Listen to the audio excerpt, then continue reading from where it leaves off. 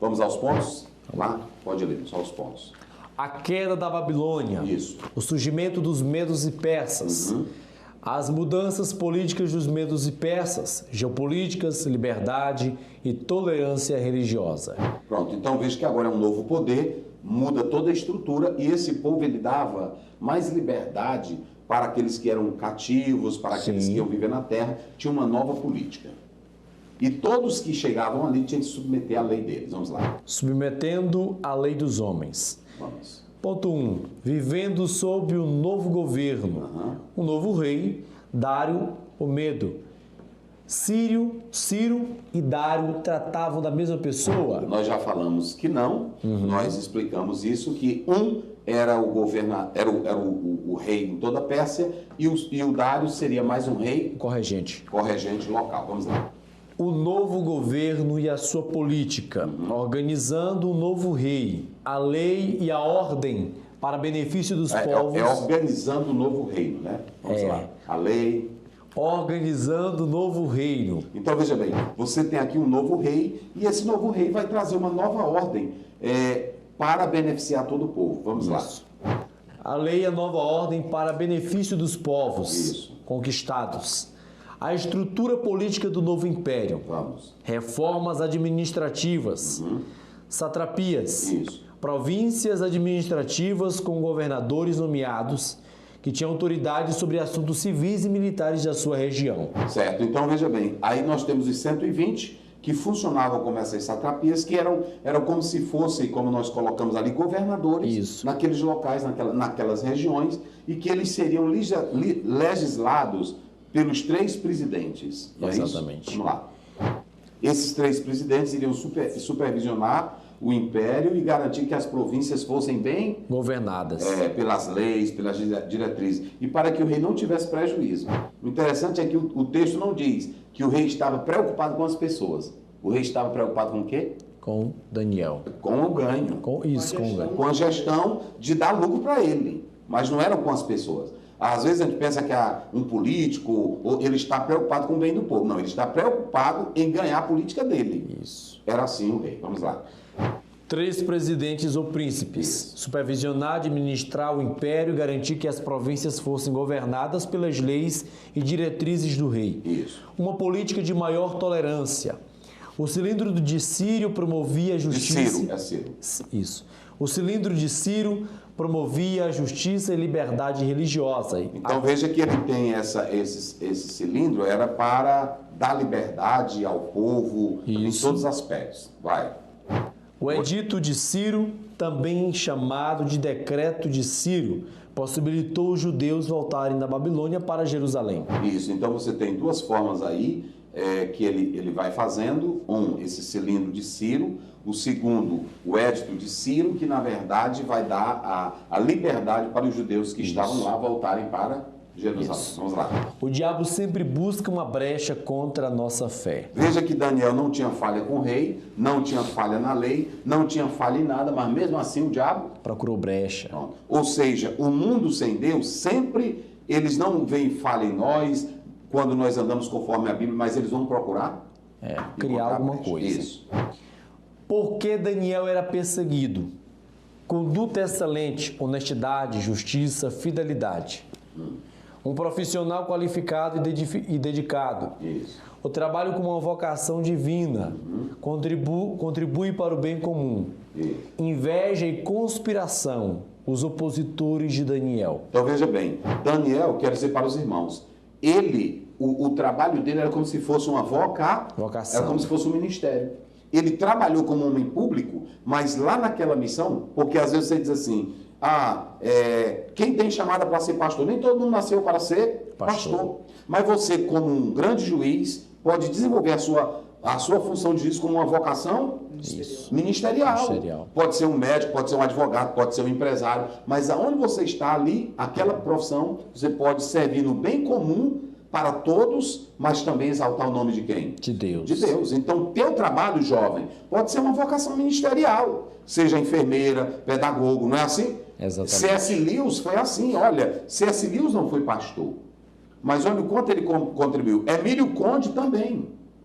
Então, sirva aonde você estiver. Daniel tinha qualificação profissional. Mas além da qualificação profissional, ele tinha a qualificação espiritual. Os opositores de Daniel eram incomodados com o colega de trabalho. Criadores de fofocas, destruições, tramas, calúnias, difamação e mentiras. Ou seja, você tem que entender que você sendo um profissional qualificado, um homem de Deus, uma mulher de Deus, nunca vai deixar de ter os invejosos. E eles vão tramar mentira, fofoca, historinha, mas você tem um espírito excelente. Quem tem espírito excelente não responde os fofoqueiros. Quem tem espírito excelente não entra em grupinho, panelinha. Quem tem espírito excelente passa na frente de todos, fala com todos, mas não bate boca, não discute, porque tem um espírito excelente. E assim era Daniel. Vamos lá. A estratégia dos inimigos de Daniel: atingiam suas convicções, a lei do seu Deus. Isso, já falamos. Coisas que os bajuladores fazem: criar orgulho nos que estão no poder. Seria um novo império, criaria respeito à nova monarquia, daria autoridade ao rei perante todos. Isso, vamos lá. A lei dos homens e a lei de Deus. Daniel, diante da lei dos homens, manteve seu testemunho de fé. Priorizou a lei de Deus mais do que as dos homens. Isso. O decreto não parou Daniel. Sim. Continuou a orar, pois era um hábito seu. Isso. Manteve-se de modo bravo. Isso. A cidade de Jerusalém era a sua referência. Vamos lá. Orar com as janelas abertas mostrava ligação espiritual e amor com a sua terra, Jerusalém, e aguardando o cumprimento das promessas. Porque às vezes tem irmão que está morando ou numa cidade grande, São Paulo, lá em Brasília, ou em Nova York, eu não quero mais saber da minha pátria. Deixa de besteira. Tu nasceu foi aqui, não é assim? É verdade. E outra, a nossa pátria é onde? É o céu. É o céu. Eu não posso deixar de me ligar com a minha história, com a minha origem, ok? Você pode morar onde você quiser, mas diga, eu não posso deixar de honrar o meu país, a minha cidade, foi lá que eu nasci, a história dos meus pais estão lá, isso é muito importante. Verdade. Sua fé não estava apenas em um ambiente privado, mas público. Ou seja, ele orava lá no quartinho dele, Isso. mas quando foi publicamente, ele negou por causa dos leões? Não. Então pronto. A minha fé, ela tem que sair do privado e atingir o Público. Eu não posso, jovem, eu não posso ser crente só em casa e na universidade eu negar. Eu sou pentecostal, é aonde eu estiver. Eu tenho minha Bíbliazinha no celular, mas eu não levo minha Bíbliazinha só no celular. Eu gosto dessa daqui, para mostrar pro feiticeiro, pro idólatra, para dizer que eu sou o crente do livro da capa preta. Vamos lá. É verdade. A postura dos líderes e dos crentes frente ao mundo secularista. Olha, frente a esse mundo secularista, como dos dias de Daniel, como é que o cristão vai se manter? Vai. Resistir à opressão do sistema e defender a fé fervorosamente. Vamos continuar mantendo a fé. Pode ter aprovação de casamento de homem com homem, mulher com mulher. Pode ter aprovação de bebida. Pode ter aprovação de aborto. Pode ter aprovação que eles aprovam. Que eles querem dinheiro, eles querem posição. Mas o cristão vai continuar resistindo, mantendo a fé. Vamos lá. A denúncia contra Daniel. Isso. No que os inimigos podiam incriminar Daniel? Na sua fidelidade a Deus. Pronto, porque é o seguinte, Daniel não tinha fala de nada. Porque tem crente que não vale nada. Tem pastor que não vale nada. Tem jovem que não vale nada. Todo mundo pode incriminar. Aqui Daniel vai ser incriminado, não porque ele era ladrão, bandido, pedófilo, ele era irresponsável, ele vai ser incriminado por causa da sua fé. Porque Pedro disse que é bom ser preso, se não tem acusação nenhuma, mas ser preso porque tu está em baderna, confusão, mentira, polêmica, já não é de Deus. Pode prender. Pode prender. O mal da teologia da prosperidade e do triunfalismo, a ausência de provações e lutas.